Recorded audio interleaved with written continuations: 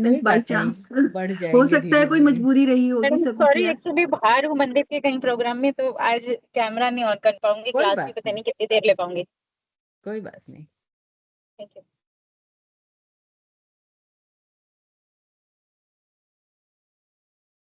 मैं screen share करती हूँ।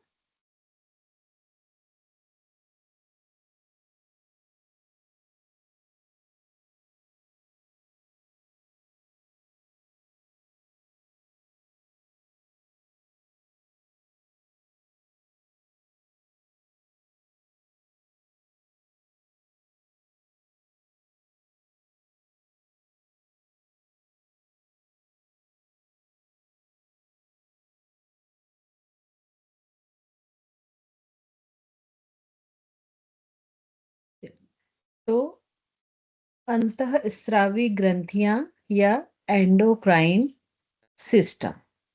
तो ये सिस्टम क्या होता है?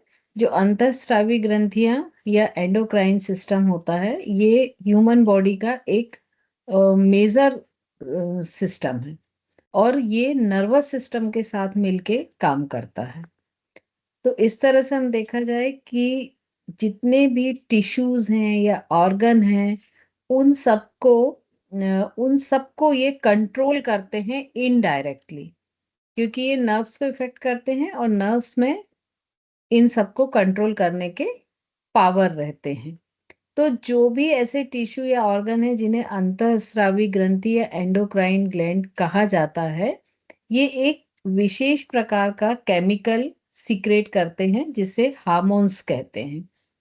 और ये जो हार्मोन्स है, ये ब्लड के साथ सीधे मिल जाता है और जहां पर भी टारगेट ऑर्गन होता है वहां पर ब्लड के साथ पहुंच जाता है और उस हार्मोन के फलस्वरूप जो क्रिया होनी चाहिए, वहां पर जो एक्शन या रिएक्शन होना चाहिए, वो वहां पर होता है। और चूंकि ये जो ग्लैंड्स होती हैं, एंडोक्राइन ग्लैंड्स, इनमें डक्ट नहीं होती हैं, ये डक्टलेस होती हैं। ये अपने हार्मोन्स को सीधी तरह से ब्लड में डालती हैं, इसलिए इनको एंडोक्राइन ग्लैंड या डक्टलेस ग्लैंड कहा जाता है। और कुछ ऐसी होती हैं जो डक्ट के सहित होती हैं। तो जो डक्ट के सहित होती हैं उनको एक्सोक्राइन ग्लैंड्स कहते हैं। और ये कौन कौन सी होती हैं, ये आप लोग चाहें तो नोट कर लें कि एक्सोक्राइन ग्लैंड्स कौन कौन सी होती हैं। एक्सोक्राइन ग्लैंड्स में sweat glands, saliva glands, pancreas, liver, ये चार मोस्टली आते हैं।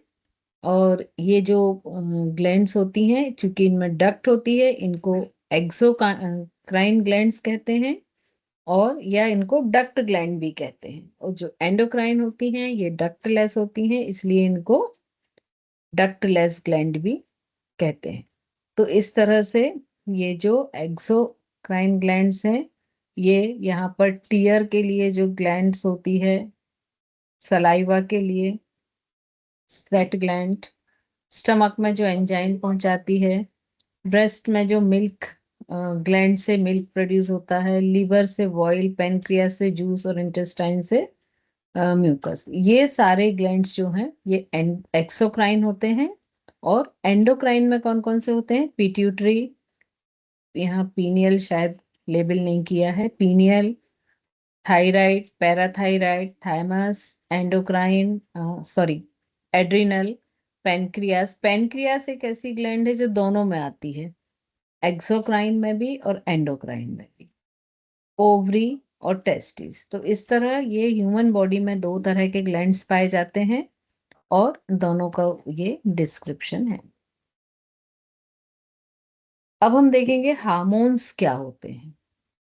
तो हार्मोन्स किसी भी एंडोक्राइन ग्लैंड्स के से जो एक विशेष तरह का जो केमिकल होता है वो सीक्रेट होता है और वो ब्लड सर्कुलेशन के साथ मिल जाता है और बॉडी के भाग में, जिस भी भाग में उसको जाना होता है, जिसको हम टारगेट ऑर्गन कहते हैं वहां पर, या टारगेट सेल कहते हैं, वहां पर ये हार्मोन्स जाता है। और इन इन जो हार्मोन्स होते हैं इनको केमिकल मैसेंजर भी कहते हैं। और ये जो हार्मोन्स होते हैं, ये इनका जो सीक्रेशन है बहुत कम क्वांटिटी में होता है, सूक्ष्म मात्रा जिसको हम कह सकते हैं, और हर एक हार्मोन्स का एक पर्टिकुलर फंक्शन होता है। और ये हार्मोन्स जो होते हैं इनमें मुख्यतः प्रोटीन कंपाउंड्स होते हैं, लेकिन कुछ स्टेरॉइड भी होते हैं। तो जो ये एंडोक्राइन ग्लैंड्स होती हैं, इन हार्मोन्स का सीक्रेशन लगातार करती रहती हैं और जिससे शरीर की समस्त जो आवश्यकताएं हैं, जो फंक्शन इन हार्मोन्स के थ्रू कंप्लीट होते हैं, उनके हिसाब से ये एंडोक्राइन ग्लैंड्स उस हार्मोन का सीक्रेशन करती हैं। लेकिन जैसे ही किसी भी एंडोक्राइन ग्लैंड से जो हार्मोन सीक्रेट होता है, उसका बैलेंस डिस्टर्ब होता है, मतलब वो कम या अधिक मात्रा में सीक्रेट होता है, तो दोनों ही ह्यूमन बॉडीज के लिए हानिकारक होते हैं। और अगर वो कम होता है तो भी ह्यूमन बॉडी बीमार हो जाती है, और अगर वो अधिक होता है तो भी बीमार हो जाती है। अब इसमें जो कुछ अगर हम हार्मोन्स के एग्जाम्पल लें जो आप लोग ज्यादा सुनते हैं, इंसुलिन, ये पेनक्रियाज में होता है बीटा सेल्स द्वारा, और जो बीटा सेल इंसुलिन सीक्रेट करती है उसी से बॉडी की डायबिटीज जो है वो मेंटेन रहती है। फिर मेलाटोनिन पीनियल ग्लैंड्स के द्वारा सीक्रेट होता है। टेस्टोस्टेरोन टेस्टिस के द्वारा होता है, जिससे एड्रिनल ग्लैंड्स भी से भी बनता है। प्रोजेस्ट्रॉन, ये जब फर्टिलाइजेशन होता है तो उस समय ये फीमेल एक सेक्स ऑर्गन है जो कि क्या काम करता है कि यूटेरस की जो इंटरनल लेयर होता है उसे स्टिमुलेट करता है और मिल्क प्रोड्यूस करता है ब्रेस्ट में। तो इस तरह से ये बहुत सारे हार्मोन्स हैं जो आप चाहें तो इसका पिक्चर ले लीजिए, तो ये किस ग्लैंड से कौन सा हार्मोन्स सीक्रेट होता है ये इसमें डिटेल दिया है। जैसे पीनियल से मेलाटोनिन, पिट्यूट हाइपोथैलेमस तो आप छोड़ दीजिए, थायराइड भी छोड़ दीजिए, पिट्यूटरी, पिट्यूटरी ग्लैंड से ये शॉर्ट फॉर्म में लिखा है जीएस, मतलब ग्रोथ हार्मोन्स होता है। THS, ACTH, FSH, MSH, LH, prolactin, oxytocin, vasopressin, ये पिट्यूटरी ग्लैंड से होते हैं। फिर जो थायराइड ग्लैंड होती है उससे T3, T4, कैल्सिटोनिन और PTH। फिर इसके बाद में जो थायमस ग्लैंड होती है इससे एक ही हार्मोन सीक्रेट होता है, वो है थाइमोपोएटिन। नेक्स्ट आता है एड्रिनल ग्लैंड। एड्रिनल ग्लैंड से एंड्रोजिन, ग्लूकोकार्टिकोराइड, एड्रिनलिन, नॉर एड्रिनल, ये चार हार्मोन्स होते हैं।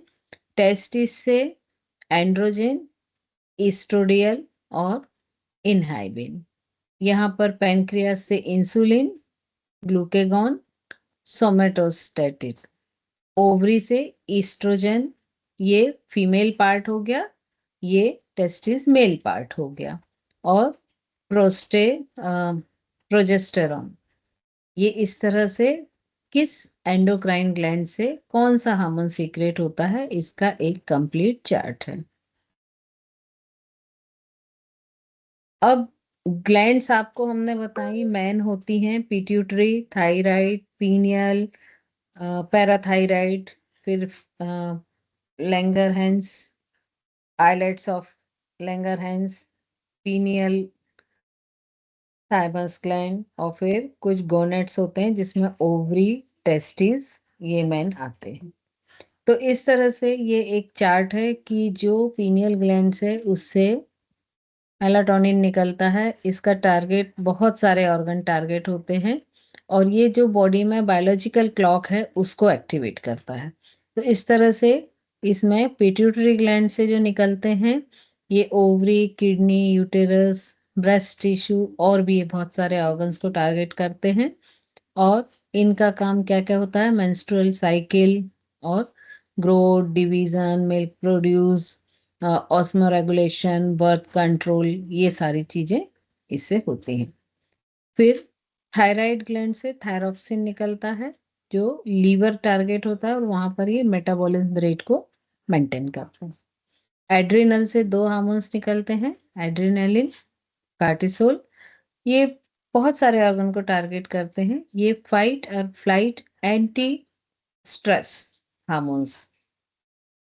फिर पेनक्रियास, इंसुलिन, यहाँ पर मेन हार्मोन्स लिए हैं, कुछ कुछ आप देख रहे हैं कि छोड़ दिए गए हैं। ग्लूकागॉन, ये लीवर में जाते हैं, ब्लड शुगर के लेवल को कंट्रोल करते हैं। ओवरी से ईस्ट्रोजन और प्रोजेस्टेरॉन, ये यूटेरस में जाते हैं और मेंस्ट्रुअल साइकिल को कंट्रोल करता है। टेस्टिस से टेस्टोस्टेरॉन, ये भी बहुत सारे ऑर्गन में जाता है और ये जो मेल कैरेक्टरिस्टिक बॉडी में क्रिएट होते हैं उनको कंट्रोल करते हैं। तो इस तरह से इन सारे हार्मोन्स का काम होता है। अब हम देखेंगे कि ये जो एंडोक्राइन ग्लैंड्स हैं, ये चक्र से, आप अभी हमने चक्र पढ़े थे कि ह्यूमन बॉडी में चक्र बहुत सारे होते हैं, लेकिन जो मेजर चक्रास होते हैं वो कौन से होते हैं? षट चक्र होते हैं। तो उससे किस तरह से रिलेटेड है? तो हमने सबसे नीचे देखा था मूलाधार चक्र लास्ट में, वो किससे रिलेटेड है? टेस्टिस, ओवरी, मेल में टेस्टिस से, फीमेल में ओवरी से। उसके ऊपर स्वादिष्ठान चक्र। स्वादिष्ठान चक्र कुछ गोनेट से रिलेटेड होता है और उसका कुछ पोर्शन किडनी से, एड्रिनल ग्लैंड से होता है। देन अनाहत, अनाहत जो है वो एड्रिनल ग्लैंड से रिलेटेड होता है। Sorry, Manipur, not Anahata. नाभि के पास जो मणिपुर रहता है वो एड्रिनल ग्लैंड से रिलेटेड होता है। हार्ट के पास होता है अनाहत चक्र, ये थाइमस ग्लैंड से रिलेटेड होता है। इसके बाद आते हैं विशुद्धि चक्र। विशुद्धि चक्र थायराइड, पैराथायराइड ग्लैंड से रिलेटेड होता है। फिर आज्ञा चक्र और सहस्त्रार, तो ये पिट्यूटरी और पीनियल ग्लैंड से। तो इस तरह से आप देखें कि जो बॉडी में चक्र की लोकेशन बताई गई है, एग्जैक्ट वही लोकेशन एंडोक्राइन ग्लैंड्स की भी है। तो जब कोई भी चीज एकदम आसपास होती है तो 100% वो एक दूसरे के फंक्शन को इफेक्ट करती है।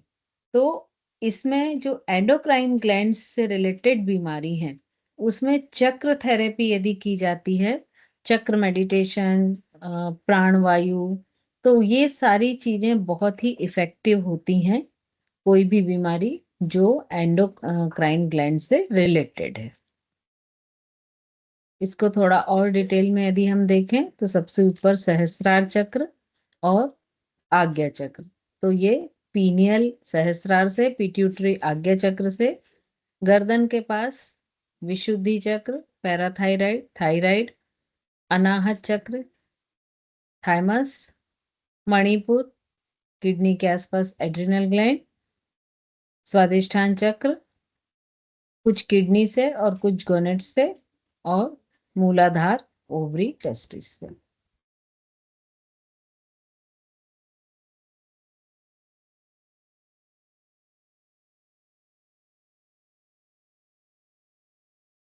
देखिए, ये इफेक्ट आपको समझना बहुत जरूरी है क्योंकि हम सब लगभग इसी इफेक्ट के साए में या इसी इफेक्ट में जी रहे हैं, और यही चीज है जो हमारी बॉडी को बीमार कर रहा है या बहुत सारी साइकोसोमेटिक डिसऑर्डर्स को क्रिएट कर रहा है। इसलिए ये एक पोर्शन अलग से लिया है, इसको हम समझ लेते हैं। तो ये इफेक्ट क्या है? आपने एक, ये हमारी बॉडी का इमरजेंसी मैकेनिज्म है, और ये क्रिएट कब किया गया था? जब हमारे फोर फादर्स गुफाओं में रहते थे। तो जब भी वो अपनी गुफा से बाहर निकलते थे, चाहे खाने की तलाश में या किसी भी और चीज के लिए, तो श्योरिटी नहीं रहती थी कि उनको किस तरह की चीजों का सामना करना पड़ेगा या कौन सी अनफेवरेबल कंडीशंस जो है वो उनके सामने आ जाएंगी। अब मान लीजिए कि एक हमारे कोई फोरफादर अपनी गुफा से बाहर निकले और उनके सामने एक शेर आ गया, ठीक है। अब उनके पास दो ही ऑप्शन होते हैं, या तो वो उस शेर से लड़ें या भाग जाएं। अब ये दोनों ऑप्शन में से डिसाइड उस समय की परिस्थिति करेगी कि उस समय की परिस्थिति क्या है। यदि उसके पास भागने का ऑप्शन है तो वो भाग जाएगा, और यदि मान लीजिए ऑप्शन ही नहीं है, रास्ता ही नहीं है, तो वो लड़ने के लिए तैयार करेगा। अब अगर ह्यूमन को या तो लड़ना है या भागना है, दोनों के लिए क्या चाहिए? एक तो जो उसके शरीर के आउटर मसल्स हैं, आउटर मसल्स मतलब हाथ और पैर के जो मसल्स हैं, उनमें बहुत स्ट्रेंथ चाहिए। ठीक है ना, कि उनमें शक्ति हो तभी वो तेजी से भाग सकता है या लड़ सकता है। सेकंड क्या चाहिए, स्ट्रेंथ कब आएगी, जब सर्कुलेशन इन आउटर मसल्स में फास्ट हो जाए। थर्ड उसको क्या चाहिए, एक फोकस चाहिए, सर्कुलेशन अधिक चाहिए। ठीक है। अब ये जो पूरी मैकेनिज्म है, ये होती कैसे है कि जैसे ही उसके इमोशंस क्या चेंज होंगे, चाहे वो लड़े या चाहे भागे, इसमें या तो भय, फियर का एक इमोशन क्रिएट होगा या एंगर का, भय या गुस्सा, इन दोनों में से कोई एक होगा इमोशन। और जैसे ही ये इमोशन क्रिएट होगा, तो अभी हमने जो किडनी के ऊपर एक कैप साइज में ये जो एड्रिनल ग्लैंड होती है, ये किडनी है, ह्यूमन किडनी, इसके ऊपर ऐसे कैप, टोपी जैसे शेप में एड्रिनल ग्लैंड होती है।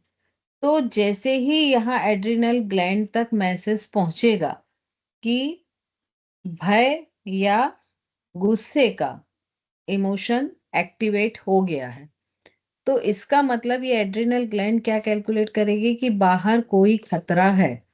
अब ये एड्रिनल ग्लैंड क्या-क्या फंक्शन चेंज करेगी, ध्यान से सुनिए। सबसे पहले इससे जो एड्रिनोलिन हार्मोन्स निकलता है, उसको ये ब्लड सर्कुलेशन में मिला देगी। और जब इसको ये ब्लड सर्कुलेशन में मिला देगी, तो क्या होगा कि वो ब्लड के साथ हार्ट तक पहुंचेगा। जब वो हार्ट तक पहुंचेगा, तो वो सबसे पहला काम क्या करेगा, हार्ट की पंपिंग को बढ़ाना। क्योंकि उसे यदि लड़ना है या भागना है, दोनों ही कंडीशन में उसे अपने आउटर मसल्स में सर्कुलेशन बहुत एक्सेस में चाहिए। तो सबसे पहला काम वो करेगा कि ब्लड पंपिंग को बढ़ा देगा, जिससे कि आउटर मसल्स में सर्कुलेशन बढ़ जाए। अब सेकंड पोजीशन ये आएगी कि जितने भी विसरल ऑर्गन है, विसरल ऑर्गन से मतलब होता है इंटरनल ऑर्गन्स, उसके जितने भी हैं, उनमें क्या होगा, सर्कुलेशन कम हो जाएगा और जो आउटर मसल्स हैं उनमें सर्कुलेशन बढ़ जाएगा। अब विसरल ऑर्गन्स कौन से होते हैं, जो पेट में होते हैं। तो अब ये कौन से ऑर्गन हुए, जैसे स्टमक, इंटेस्टाइन, लिवर, पैनक्रियास, ये सारे जो भी ऑर्गन्स हैं, इनमें क्या होगा, सर्कुलेशन स्लो हो जाएगा, जिससे आउटर मसल्स में सर्कुलेशन बढ़ सके। अब धीरे धीरे क्या होगा कि वो व्यक्ति की आउटर मसल्स स्ट्रांग हो जाएंगी, वो अपने आप को लड़ने या भागने दोनों के लिए अपने आप को प्रिपेयर कर लेगा। तो इस तरह से ये मैकेनिज्म होता है, फाइट मतलब लड़ाई, फ्लाइट मतलब भाग जाना। अभी करंट में इसमें एक और, इसको F2 मोड कहते थे, लेकिन करंट में इसमें एक और जोड़ दिया गया है, फ्रीज हो जाना। कई बार ऐसा होता है कि जब बहुत डेंजर की पोजीशन देखते हैं, तो व्यक्ति फ्रीज हो जाता है, उसको समझ ही नहीं आता कि वो क्या करे। तो इसीलिए अब प्रेजेंट में इसको F3 मोड कहा जाता है। अब ये मोड होता कैसे है, ये देखेंगे हम। ठीक है, कैसे एक्टिवेट होता है, इसका पूरा मैकेनिज्म कैसे होता है, इसे बहुत ध्यान से समझिएगा, क्योंकि ये जितनी भी साइकोसोमेटिक डिसऑर्डर्स हैं, उनके लिए रिस्पॉन्सिबल यही मैकेनिज्म है। और ये मैकेनिज्म जो है, ये अभी भी हमारी हर ह्यूमन बॉडी में एक्टिवेट है। अब देखिए, सबसे पहले मान लीजिए ये आप हैं, इमेजिन कीजिए। ठीक है, आप कहीं जा रहे थे, अचानक आपके सामने एक शेर आ गया। अब आप क्या करेंगे, सबसे पहले आपके ब्रेन में एक वर्ड आएगा, डेंजर, खतरा। ये फर्स्ट इमोशन है। अब आप अपने आप को तौलेंगे कि उस खतरे में आप क्या कर सकते हैं।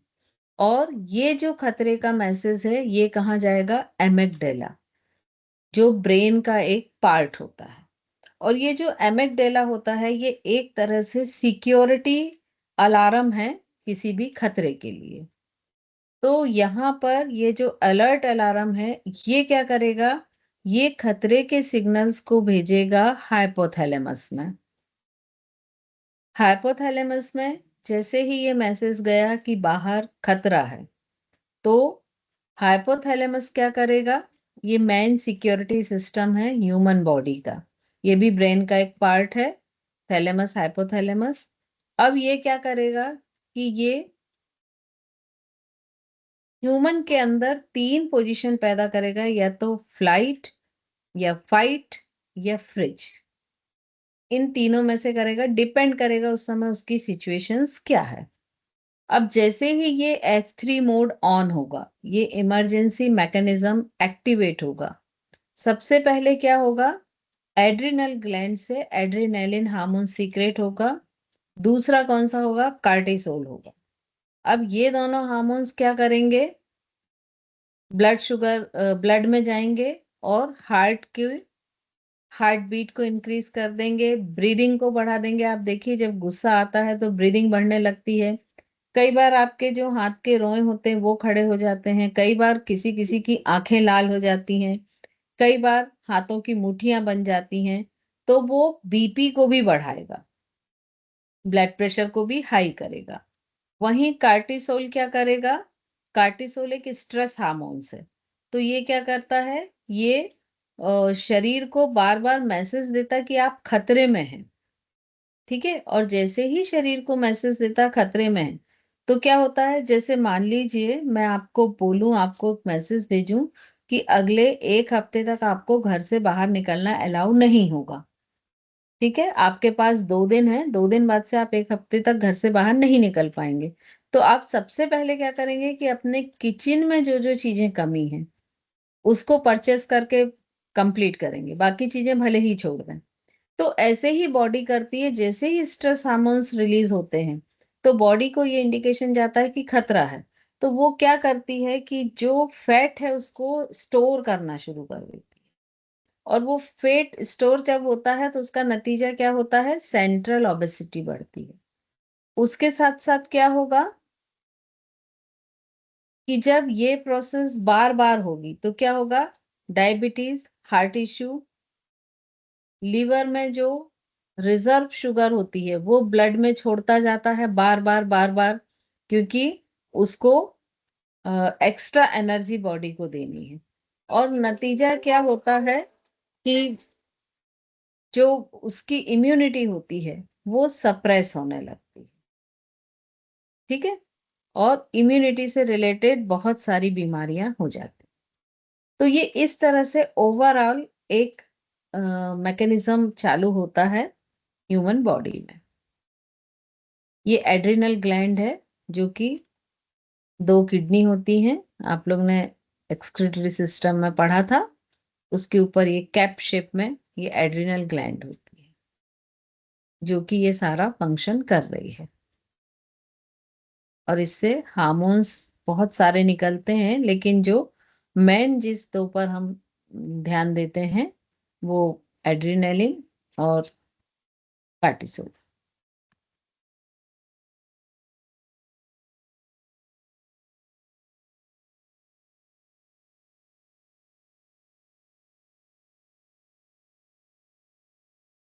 तो यहाँ तक आपने बहुत सारे ग्लैंड्स का देखा कि किस तरह से ये ग्लैंड्स काम करती हैं और किस तरह से ये बॉडी को इफेक्ट करती हैं। आज जो हमने डिटेल में लिया है वो एक एड्रिनल ग्लैंड को लिया था,